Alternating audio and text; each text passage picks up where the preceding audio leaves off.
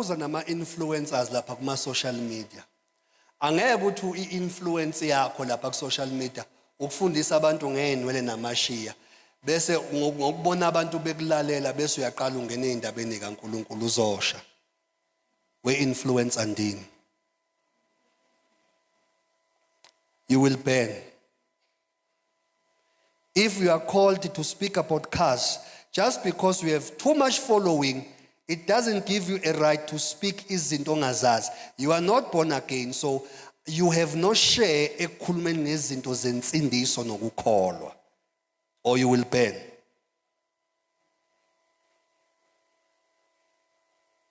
Mawubizo ukuthi uinfluencer ngokufundisa osisi ukuthi ama-buttocks alulwa kanjani nokuqinisa ama-thighs. Qinisa lapho just because usune following eningi akukuniki right manje usucoach wempilo. You will mislead people. Continue and you will burn. This is all to social media influencers. Stick to your lane or you will burn. I see judgment. Nabazalwana bathi mabelinyazwa. Abazalwana abanye nasemabandleni bese uthatha leyo nto uyoyinekezweni lonke. Kunabantu abazosebenzisa istory sakho to increase their following. So uzukubhayisa.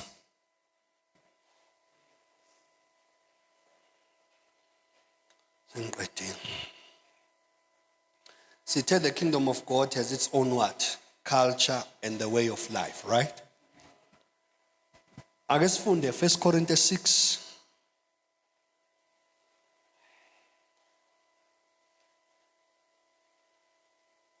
Verse number 9. Ngicela ngesizulu ngoba angifuni bethi abangizwanga ngesingisi. Siyabuka ukuthi i-kingdom culture ikanjani, umbuso kaNkuluNkulu usebenza kanjani in terms of character, behavior, way of life. Funda. Verse number 9. Yes. 1 Corinthians chapter 6 verse 9. Ungayiqabuli yithi ukuthi izokudonsa mfana omdala. Hallelujah. Nakho ke hapha. Yes, yes. Shaya. Kepha kanazi Ungaqabuli. Shaya. Kepha kanazi yini ukuthi aba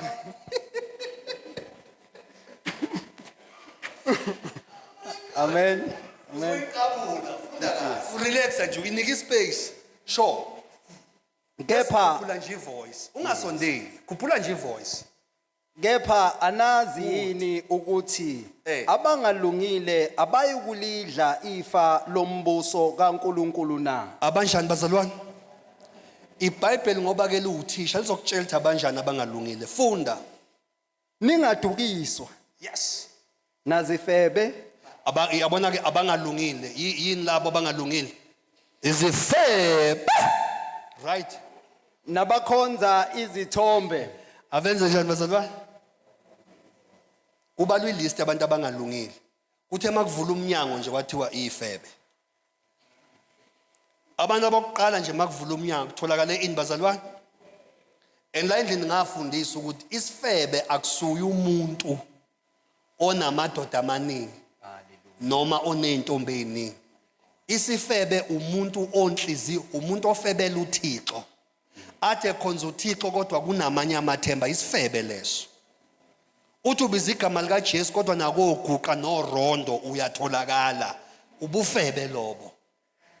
Uthemba uThixo kodwa futhi kune transformer ubufebe lobo.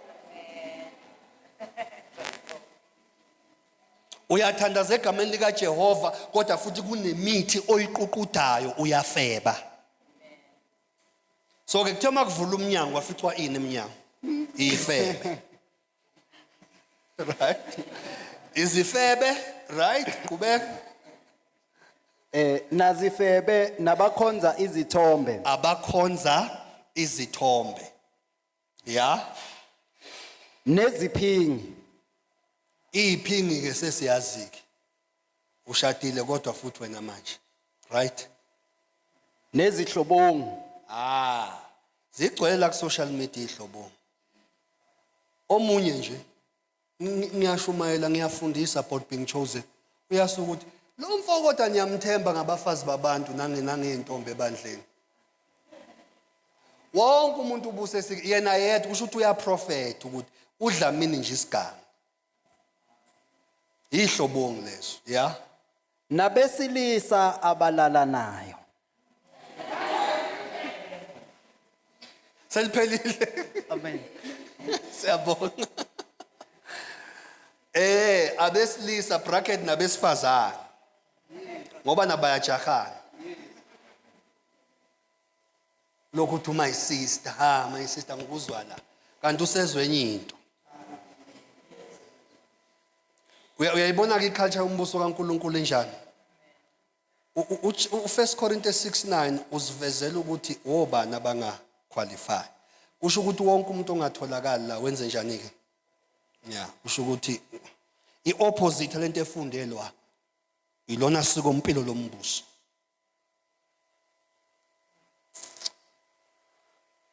Usoyabona kubaleki mase usindise uphila impilo enjani?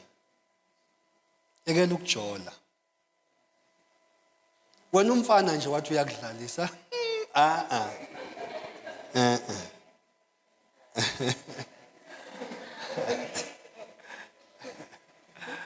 Sewubusiseke into angakazi uyibone. Mawubonda asakuna ayibo bapha abantu.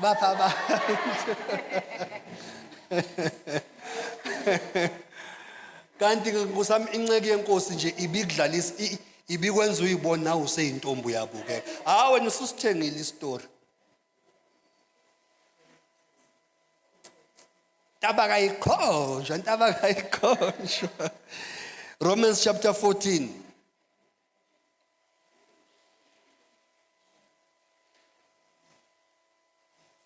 Romans chapter 14.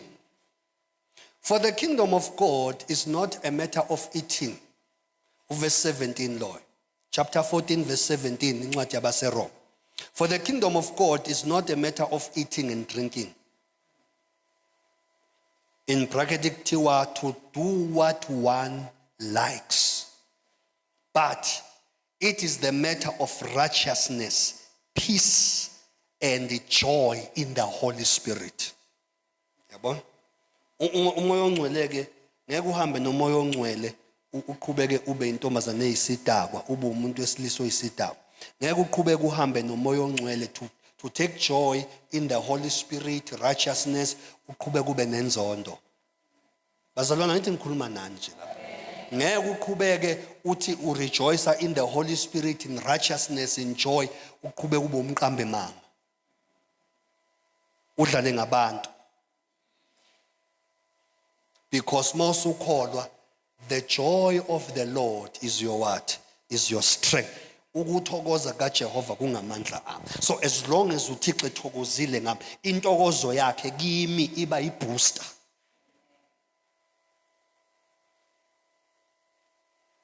Ngeke uNkulunkulu athokoze ngawe kodwa uphiliso kwezombi. Ngoba ukuthokoza kwakhe kuwe makufika kuwe uphenduka i-energy.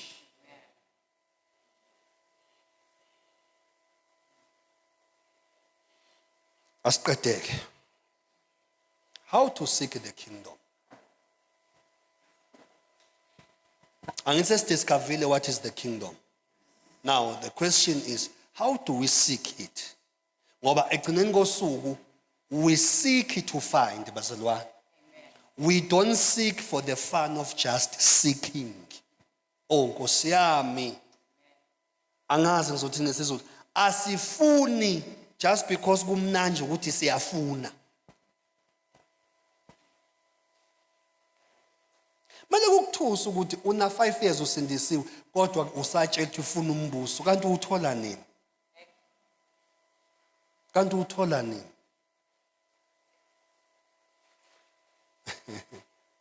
uNkulunkulu akadlala ama game ngathi. Ngoba ethi funa nje. Ufuna wenze njani? You must find it at the end of the day. And sizombona umuntu owutholile ukuthi unjani. Okwamanje sifuna ukucheck ukuthi how do you seek? Ufuna kanjani umbuso kaNkulunkulu? This is a practical teaching. Bazalwane, umzalwane ukhula by practical teachings. Not only by being taught. Mayisefundisiwe athi apply what they are taught. Uzoyeka kulokhu wabongela abanye abantu. Hey uyajabula ngiyakubona mfana yazi usuyavuta. Wena umeleni? Umeleni ungavuthi? Ngoba lo muntu ombongelayo nifundiswa into eyodwa naye. Ibuyela back nesifundiso salezi insuku. For a season to come, there must be what? A tilting, there must be a work, there must be a toiling. Ekhanya ngiyakubona mfana yazi uyashosholoza usuyangishiya impela. Akakushiye kakhulu. Kusho ukuthi kunezinto lo mzalwane ayisacrificeayo. Wena ongekho willing to sacrifice. Now, how do we seek the kingdom? Number one, we seek the kingdom by pursuing a life that is pleasing to God. Ngokuphokophela ukufuna impilo emthokozisayo uThixo. The more uphokophela ekufuneni impilo ethokozisa uThixo, wenze njani? You are seeking ufuna umbuso. The reason why uphokophelela yamuza uPaul uthini? Uthi usuku nosuku siyafa. Yabo? Ukuze uKristu kithi enze njani? Aphile. Usuku nosuku. Lo muntu wenze njani? This person is on a pursuit. So ke siyaphikelela, we pursue in living a life that is pleasing to God.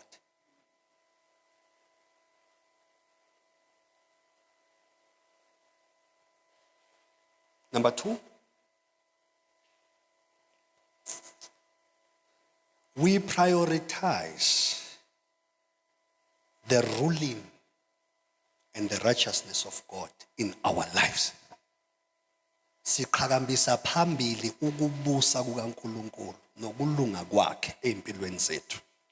Kona sokuqhakambisa phambili. Mawuthi wenza into iruling izosho ukuthi kuthini ezweni lakhe. Ayi kuyaphika so ngeke ngikwenze. Yabona?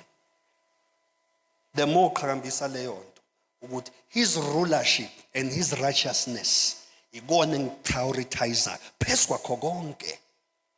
If I have to lose relationships ngiqhakambisa intando kaNkulunkulu, it's fine. Ngoba yonke lento wayenza ingoba uyafuna. Khona lento uyifuna and ngoba uyifunela ukwenza njani? Ukuyithola.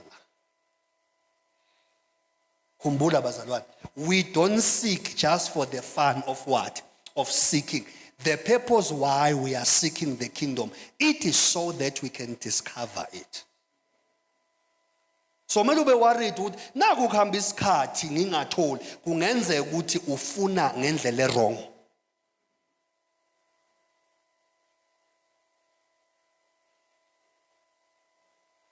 Three, cultivate a life of prayer. Cultivate a life of prayer. Qala manje ukhanda indlela yokwenza njani? Yokuthandaza. Lento yokuthandaza umlembelele. Ekseni, hey baba, hey.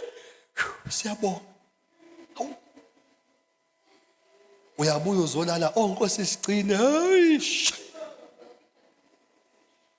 Ha. Nempilo yakho yoba hoyi siyabonga. Hoyi sigcine.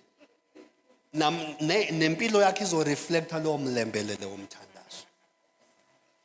Ngibekile izandla enoboya ebusuku ziklinya. Ngikubekile ukulala uvuka usutha amasa athi ufutwa ngenkani, udla inyama ephethe ukuyibunga emaphusheni, ngikubekile. Ngoba uthandaza athi udlala inqathu nje, ngikubekile. Cultivate a life of what? Khanda indlela ethize yokuthandaza until wena uzube ne weight in the spirit. Fela khona mawuza ukuthi kune nightmare ezokhlini uma uthi in the name of Jesus ukuthi manje uyayibona ukuthi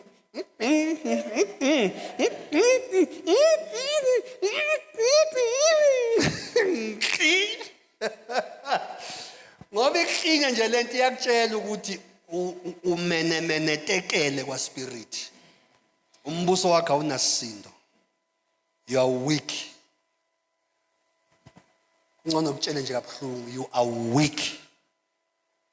Lithi iBhayibheli uma uhlulwa ngosuku lokhanjelwa kusho ukuthi amandla akho mancane.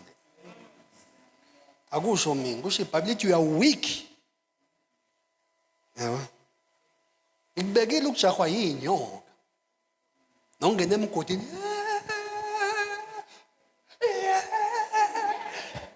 Uqhalaza usaqhubeka. Ikubekile. Hamba endaweni eminyama kunyenga. Ubani lo lapho? Hayi, ulele. Umongo lekutshengisa ukuthi spiritual life yakhe isenkingeni engakanani.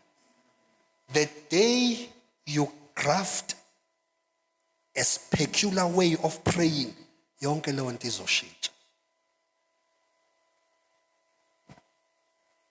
Inhliziyo encane iqedwa umthandazo.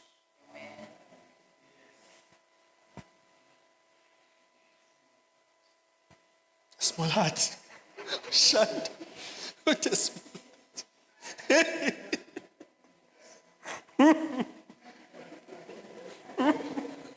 Amen. Shantu kuzokunquma. Cultivate a what? A life of prayer. And la emthandazweni ngihlale ngizoyisho futhi lena. Siyabonga unjalo uma uzothandaza uqala umpompe njengeprama stove udlala iworship song kuhle. But ihamba uphume kulobo mntwana. Fela khona uqonqo ukuthi kuphela 2 hours ungalokhu umpontsho njengeprama stove. Not so serious. Yes, Lord. Or manje ulinda ukuthi kushwaqa inwele. Yes. Phela kuthiwa ishwaqa uzokwenza njani? Akanankinga uNkulunkulu uthi usewumntwana. Uncika ngokuthi uhambe ngama feelings naye. But kune stage esi higher than that, where you don't need to feel, you just need to know ukuthi ukhona. Cultivate a prayer life. Philip 4 verse 6 to 7 usho njalo. Uthi ningakhathazeki ngalutho. Kodwa kukho konke noma ngakho konke enza njani? Khulekani. Izicelo zenu mazaziwe kuNkulunkulu ngomkhuleko. Umthandazo igugu lamakholwa. Sikhathi nje somthandazo siyigugu lamakholwa. Nanye ngixaka bazalwane, nifuna izinto ezinkulu kuThixo kodwa iconversation eniba nayo naye ama noodles lawa aka 30 seconds ku microwave. And I can see bazalwane, while you are still here we pray. Mawusathi uzolinda inkinga zibe ngcono khana uzothandaza kahle. Ngeke uze kwenzeke. Kunalokho lokhu iqhubeka iqonga. Umthandazo ukhandwa phakathi kwasi stress. Phakathi kwazi inkinga. You pave your way to a quality time of conversing with God. Mawusathi usazolinda ukuthi dwe, angeke ukuthi dwe.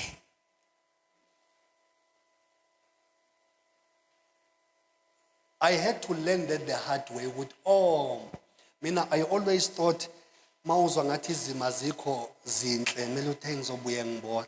And that is where grace for prayer is more invested. Yazi ukuthi grace yomthandazo iba available ngalesikhathi ngathi kungcinye kakhulu. Then mawudla amavoso khamba kahle. Uma khamba kahle uzothandaza ukubusiseka nokutuseka kwenyama. Uze uzwe ugcobo olungekho and alukho ngempela usuke uzwa ama emotions are happy. But mawufuna ukuzwa ngempela uNkulunkulu mfune the time unama storms because lapha ayikhalima emotions ufuna yena ngempela somthola. So abantu abathi ngizolinda izimo zithu ukuthi dwe angeke zibe better. Ngiyazwa bazalwane? Ngeke zibe njani? Izimo ayipheli, uwena okhula beyond izimo. Ngiyaphinda futhi. Izimo azenze njani bazalwane? Ayipheli. Lezimo ozwa ngathi iphelile ayikaze ihambe zikhona ukuthi wena usukhulile kunazo. Ngizokwenzela isibonelo.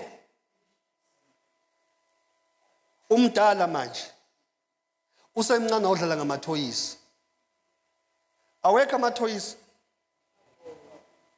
Why ungadlali ngawo? Angizwanga bazalwane? Usumdala. So nempilo injalo ekukholweni. Kunezinto ofila sengathi ayisekho. They are still there. Ukuthi you have outgrown them. Yini eyenze wathi outgrow these things? The more you went deep in prayer with God, uxoxa noThixo emfihlakalweni, ukhulile, wakhula. Buka izinto ade uyisaba namanje isesekhona around you ukuthi seyisaba wena so ayisasondeli kuwe. Amadimoni ayeqinya asesekhona anokukubuka konje singamqala ngapi. Athi mayethi inhla afica umlilo angakaza ade awungesamthinta. Isho ukuthi kukhula mina. Khula wena. Ngiyanizwa bazalwane. Kwenza njani? Wena okhulayo. The more ukhula kunezimo ezenze njani? Eyiqala inciphe. Okade uyisaba, the more you become a giant in the spirit, ziqale zikusabe. The more zikusaba ziyaqhela ku, but akusho ukuthi azikho. That is why the day you fall.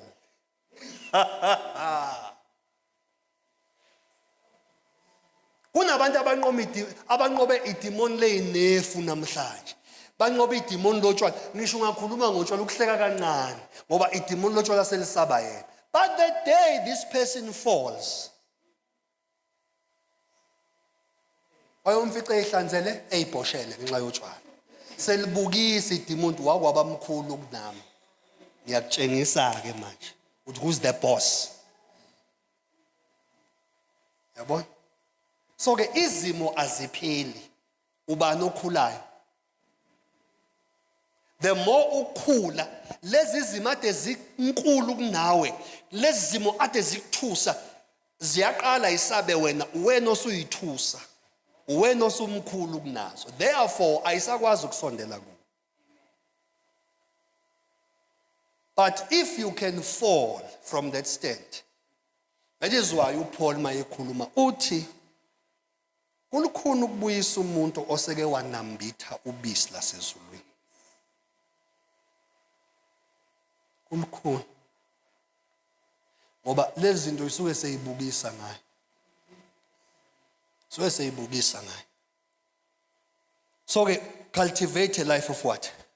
Of prayer. Ngoba the more you pray, who is getting stretched la? It's you. Philip 4 verse 6 and 7 zomfundo ekhaya usho njalo sifundisa lokho. Study and meditate on scriptures. Funda izwi. Uphinde wenze njani? Udlinze ngalo. Abazalwane they are good ekufundeni izwi, but few are found when it comes to meditating. Ngaliyaphela iviki ngalifunda iBhayibheli bazalwane. Ngize ngifike ngishumayela ngolwesithathu nangesande ngingazange ngilifunda iBhayibheli. But what gives me the revelation, I meditate. Ngiyadlinza ngizwi. And the meditation, listen, meditation mawuyenza ayisizi umuntu oyokhuluma naye mawumshumayeli. Meditation ilethe conviction kuwe. Meditation is for you. Meditation ishintsha iperspective yakho, ishintsha indlela ombuka ngayo uThixo noma ishintsha indlela ade umbuka ngayo uThixo. Just from ukumeditate on the simple scripture changes. Umoya ongcwele ngakunika one scripture for a whole week. Umunye azathi hayibo ngisho ngivula iBhayibheli iqhamuka sona. Ngithe ngivula intshomelo samulo kwavele kwaqhamuka yona le. uNkulunkulu uyacommunicate nawe sekumele uthi pay close attention. Meditate. Into imeditate kwa spirit until izibe physical. Ngizoyibekisa ngalento meditation. Meditation ifana ne-oven. Kwi-oven ufaka inhlama. But over time, le nhlama ilapha ku-oven with the right temperature and all. In the next hour or two, mawusukhipha ku-oven ekusakhipha inhlama. Ukhiphani? Ukhipha a baked, nice, tasty cake. Meditation ifana ne-oven. Immediately ungena ku-meditation, ungena ku-oven, khona into ephekwayo. Hamba ama-hour, ngisho uthandaza based on this thing. Yeah? In the next 3 days, iyothi mayiphuma lento, uphuma into yokudliwa. So meditation ifana nani bazalwane? Ifana no-oven. La khona izinto ingena zihlaza, kodwa mayiphuma.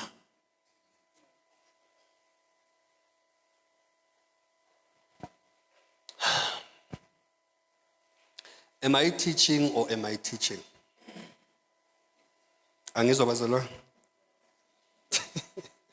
Khona uthi umfundisi uthi. Psalms 119, under this point, let's study and meditate. Bhala phansi. Psalms 119, verse 105. Amahubo 119, verse 105. Verse 129 and verse 130. So each chapter A1, 119. Verse matatu. Verse 105, verse 129, and verse 130.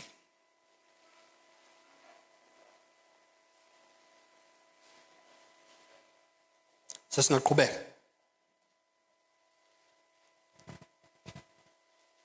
Next. Selama point one bazalwane. Angizwanga ke ithandwa zami. Thank you. How to seek the kingdom. Iphonto elilandelayo asemangaki? Khona uthi 2. Sengikhulume kangaka Jehova. Elesingakuleli lesiqeda kulibhala manje. Nanti ke lesi 5. Practice obedience. Bazalwane, i-obedience ayenzeki magically. You take a decision to obey. Uyezwa mfethu umlamuli? You take a decision to do what? I-obedience doesn't come miraculously. You decide to obey. Athi ngixoxa nomunye indodakazi wami izolo. Sikhulisana njengobaba nendodakazi. So kuntate siyikhuluma usethi ke hayi tamalanga all in good time. Ngathi angisakuzwa. Angisakuzwa ukuthina ungichazisele. Wathi hayi ngichaza ukuthi phela kuyovela ngathi ayikho leyo. Ayikho. Inyama yakhe iyasithanda isono. And wena who has to take a drastic decision. Yabo? Ayengibekise ngehappy. Mawuthanda ihappy. Angeke uthi Nkosi wena uyongikhulula. Abantu aba religious, mkhululi wami wena uyazi akazi umkhululi. Wena kumele uthi from today I'm saying no to ihappy. Uyithatha uyithi phi. Uyithu paraffin or petrol unongela. then bese uthi ngiyama lesi sinqumo. Ubaba menkosini wangifundisa wathi son, this is how you kill sin. You must starve it. Mele usilambise isono until size sife sibulawa indlala. Wathi wena wenza lokho. You starve sin. Wena kumele usifake kuyi-fasting isono. Ngokuthi uzila, the time uzila usifaka ku-fasting. Nangizibizile. The time uzila isono usifaka ku-fasting. Bese siyalamba. The time isono silamba, immediately sithatha ukufa okugradual, kancane kancane siyafa. Size siphele nya. Awuthandazi. Sifake ekuzileni isono ngithini ku. Ali fasting. Uthi ayakhuleka mngana nami manje singena ku fasting. Okuzono socansi ungashadile sifake ku fasting. Shuthi angisophinde ngithinta amaqhezu. Ithi inyama hey manje uthi shut up in the name of Jesus. Asitholi lutho. Hayibo yazi feeling ngithe shut up in the name of Jesus. Ungambuki vele umtshaba bakuzoba umtshela siyalanjiswa isono. Mawazi ukuthi unesono sokuba upeperepe. Khuluma njalo yimpempe. Silambise isono sokukhuluma njalo.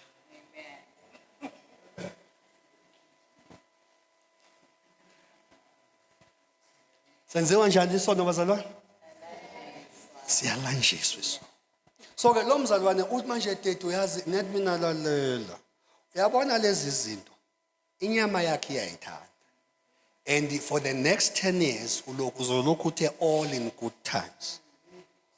Ngathi akwenziwa kanjalo. You have to take a drastic, ngilifake ngamasibomu leligama lithi a drastic, because into makuthiwa drastic into enziwa ngezidlozana ngendluzula.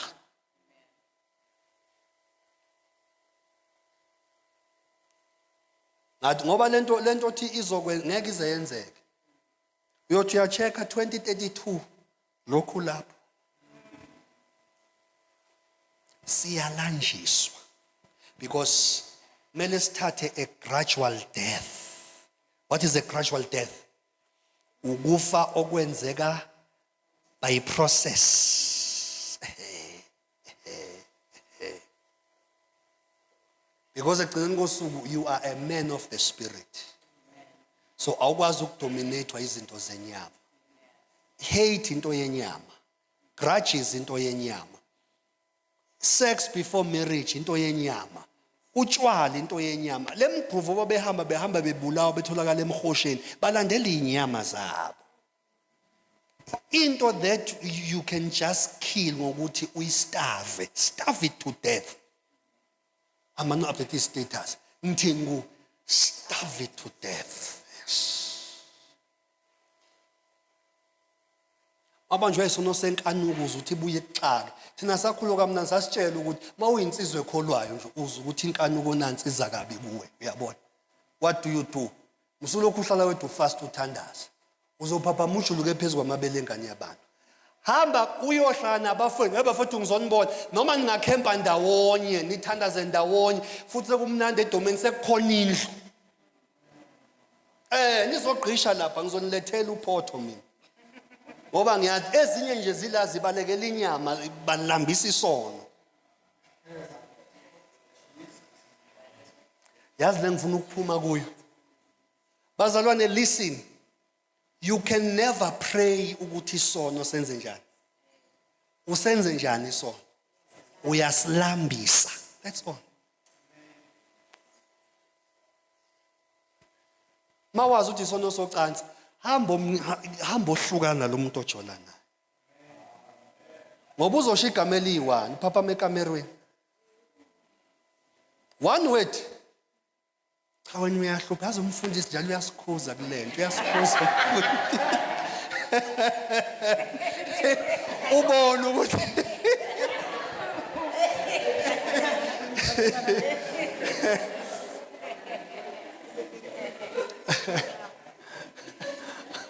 ubone ukuthi uyayiduduza uyiduduzela ukuthi uyazi ukuthi